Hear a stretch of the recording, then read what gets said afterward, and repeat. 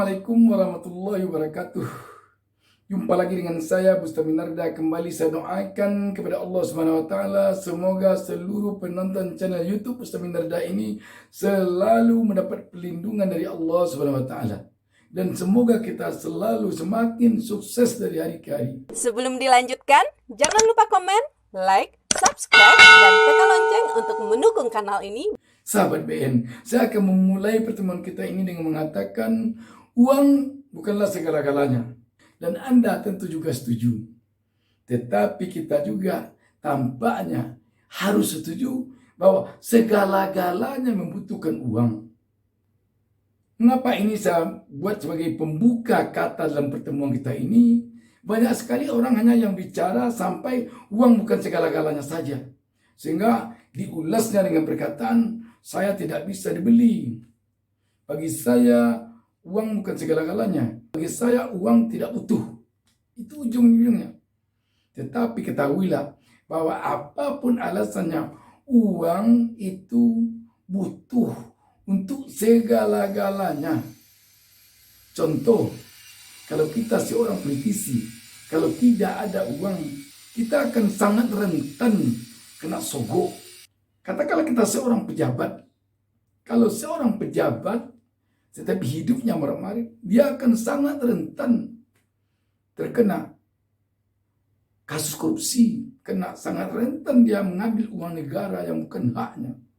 Karena itu, kita setuju uang bukan segala-galanya, tetapi kita juga mungkin harus setuju bahwa segala-galanya butuh uang. Ingin kita misalnya beramal pergi ke Mekah atau Madinah melaksanakan haji dan umrah.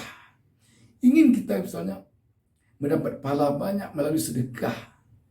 Ingin kita misalnya berbuat baik kepada sesama manusia dengan mengharapkan pahala dari Allah SWT. Semua itu butuh uang.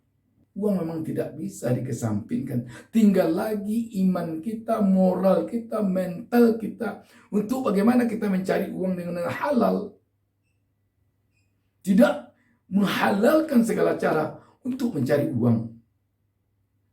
Tetapi sekali lagi tidak bisa dikesampingkan bahwa uang butuh bagi semua orang. Karena itu, sebaiknya kita memikirkan bagaimana agar bisa kita memperoleh uang dengan cara yang baik, dengan cara yang halal, dan bagaimana kita bisa berbuat baik melalui uang yang kita miliki. Karena itu kita perlu kerja keras untuk mencari uang tanpa meninggalkan ibadah. Perlu kita bekerja keras mencari uang, mendapatkan uang tanpa meninggalkan etika dan moral. Tetapi sama sekali sulit kita benarkan kalau ada yang mengatakan, wah saya tidak butuh uang. Bahkan ada yang marah melihat atau benci melihat orang yang punya uang. Dia benci melihat orang yang punya uang. Benci melihat orang yang kaya raya.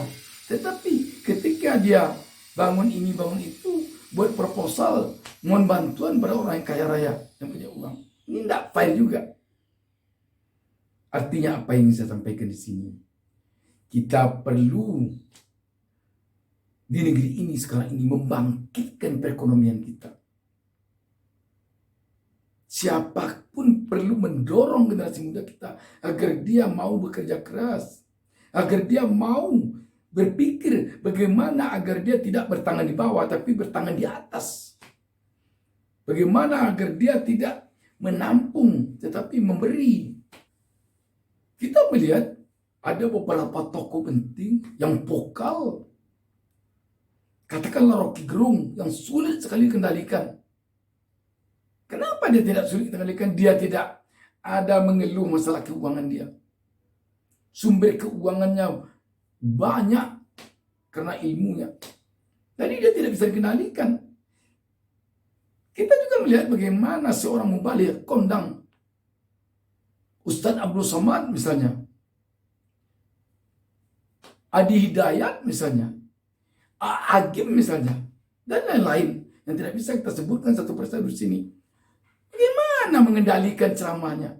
Karena ekonominya tidak tersangkut kepada amplop. Dia tidak berharap pemasukannya dari berceramah. Karena sumber-sumber keuangannya yang halal dari usahanya banyak sekali. Siapa kita yang tidak mengenal Agim sebagai pengusaha yang sukses? Siapa kita yang tidak mengenal Adi Hidayat yang tidak sebentar saja mengurahkan orang dengan uang pribadinya? Siapa pula kita yang tidak mengenal Ustaz Abdul Somad yang banyak punya usaha, yang sama sekali dia tidak mengharapkan makannya dari berceramah kian kemari. Begitu juga yang lain. Karena itu, kalau ingin generasi muda, kalau ingin kita bangsa ini mandiri berpikir, mandiri di dalam berkreasi, berkreatif, maka perkuat ekonomi. Kalau ekonomi kita sudah kuat, kita tidak akan bisa dikendalikan oleh siapapun. Hayo berbisnis, hayo buka usaha, mulai dari sekarang. Mari kita sama-sama belajar kepada siapapun. Mari kita sama-sama mau mempraktekkan apa yang kita mampu di dalam berbisnis dan berusaha semampu kita. Jangan takut dicemooh orang, jangan takut direndahkan orang, jangan takut diremehkan orang. Mulai saja. Ayo kita tancapkan cita-cita kita di suatu bukit yang tinggi, yang kita kejar itu terus. Kita nekat akan berhenti mengejarnya apabila nyawa telah keluar dari tubuh kita.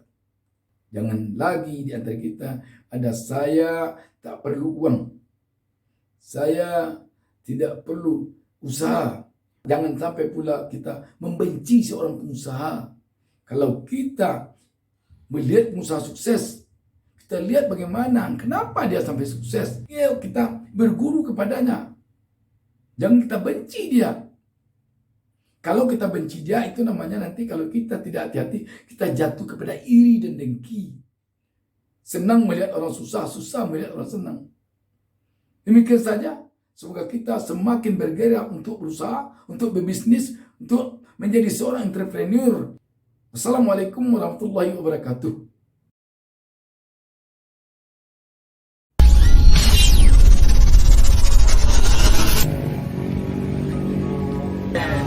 Ibu-ibu jangan lupa masaknya pakai kecap DB. Kecap DB enak, rasanya mantap.